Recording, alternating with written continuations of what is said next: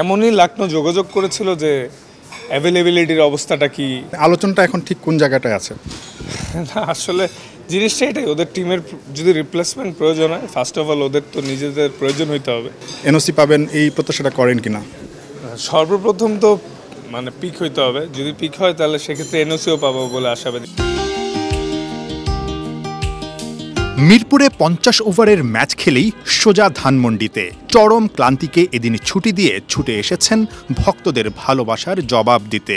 ইফতার করেছেন, আড্ডা দিয়েছেন, ভক্তদের খুব কাছ থেকে অটোগ্রাফ আর ফটোগ্রাফের আবদারও মিটিয়েছেন। তাসকিনের, এমনকি তাসকিন ভক্তদের অনেক দিনের স্বপ্ন আইপিএল মাতাবে তাদের হিরো। এর আগে একাধিকবার ডাক পেয়েও এনওসি জটিলতায় আইপিএল খেলা হয়নি তাসকিনের। এবারও এমন একটা আলোচনা আকাশে বাতাসে উঠছিল। গুঞ্জনটা কতটা সত্য, তাসকিন নিজের মুখেই সেই রহস্যের জট খুলল। না আসলে যোগাযোগ হয়েছিল, যেটা ধরেন আমরা মেগা অকশনে তো বাংলাদেশি কেউ পিক হয়নি, তো নর্মালি লম্বা টুর্নামেন্ট থাকে, সেক্ষেত্রে অনেক রিপ্লেসমেন্ট প্লেয়ার হিসাবে অনেকে নিয়ে থাকে। তো এমনই লখনৌ যোগাযোগ করেছিল যে অ্যাভেলেবিলিটির অবস্থাটা কি, যদি তাদের রিপ্লেসমেন্ট প্রয়োজন হয়, তারা হয়তো চিন্তাভাবনা করছিল, তাই যোগাযোগ করছিল। তো এটাই যে এনওসি পাবো কি না যদি রিপ্লেসমেন্টে তাদের কল আসে।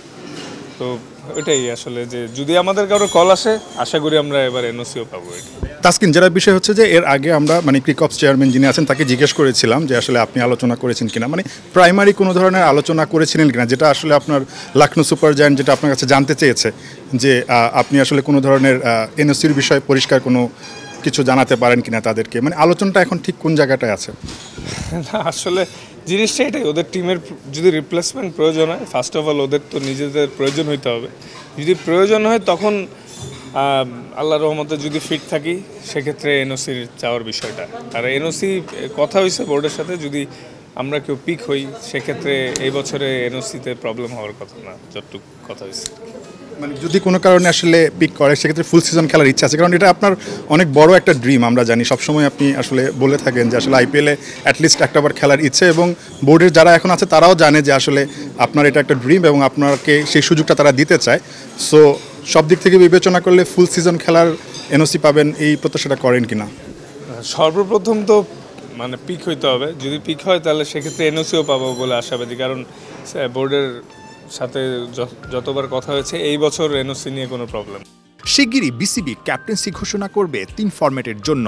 আইপিএলে দেখার মতোই তার ভক্তদের আরও একটা স্বপ্ন, তাসকিন লাল সবুজ জার্সিতে ক্যাপ্টেন্সি করুক। তাসকিন কি প্রস্তুত? অনেকের হয়তো একটা আশা যে আপনি একটা সময় ন্যাশনাল টিমে ক্যাপ্টেন্সি করবেন, খুব শিগগিরই হয়তো বা ক্যাপ্টেন্সিও ঘোষণা করা হচ্ছে। এর মধ্যে কি আসলে বিসিবির পক্ষ থেকে আপনার সঙ্গে ক্যাপ্টেন্সি ইস্যুতে কোনো আলোচনা হয়েছে কিনা, বা ক্যাপ্টেন্সি ইস্যুতে আসলে আপনার ইয়েটা কি, আসলে ভিউটা কি, যে আপনি দায়িত্ব পেলে করবেন কিনা? না আসলে এটা টোটালি বোর্ডের কল, বোর্ড যারা বিবেচনা করবে সেই করবে, এবং দিন শেষে আমি অ্যাজ এ প্লেয়ার